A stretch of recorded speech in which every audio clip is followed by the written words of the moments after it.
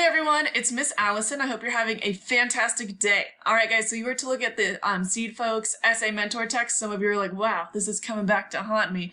Don't worry, we're going to be done with this after today. It's just a practice. So your goal was to go through and highlight each piece and read it carefully because we knew some pieces might not be there. This is just an application or a test of the pieces. Do we know what they mean? Okay, so let's take a look here. When I look at this first paragraph, I found my hook, grabbing the reader, background knowledge telling me what is this text about, what is the text, what is it about, and who wrote it. And then finally my thesis statement. So what are the three characters I'm going to be discussing? This is my direct answer to the prompt. All right, excellent. Moving on, we have our first paragraph, our body paragraph. We know that body paragraphs start with a topic sentence. I noticed this one is missing it. So it jumps right into the first point. There's no topic sentence here. So I'm going to go ahead and make this yellow for point, but we need to note, oops, no topic sentence. After that comes evidence. We know that's red, it's from the text. And then analysis, that's going to explain right here what they are saying. So it explains how does the quote prove the point. And here we have another point following that.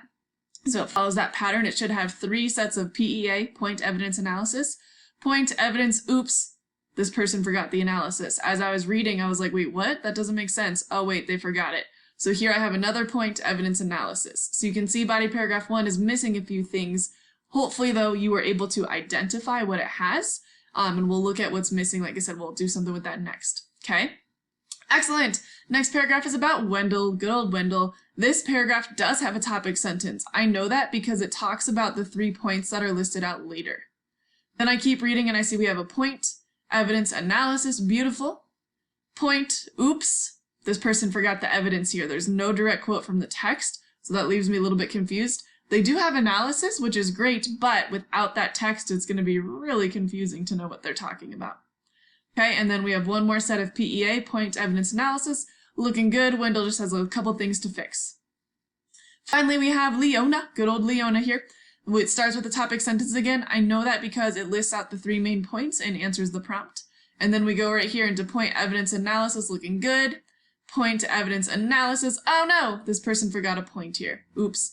But we do have evidence and analysis. Okay, so again, the body paragraph's looking pretty good, but there are a few things missing. After that, guys, I have my 3 body paragraphs that should have 3 sets of PEA. Obviously, these don't, so I would go back and fix that. Then I have my conclusion paragraph. So we're going to restate that thesis, not copy and paste, but restate. That's going to be green. Connection to hook. Let's explain what that hook means. And then boom, final thoughts, mic drop moment. Hopefully that went well for you guys. Go ahead and move on to the next step on your document when you are ready.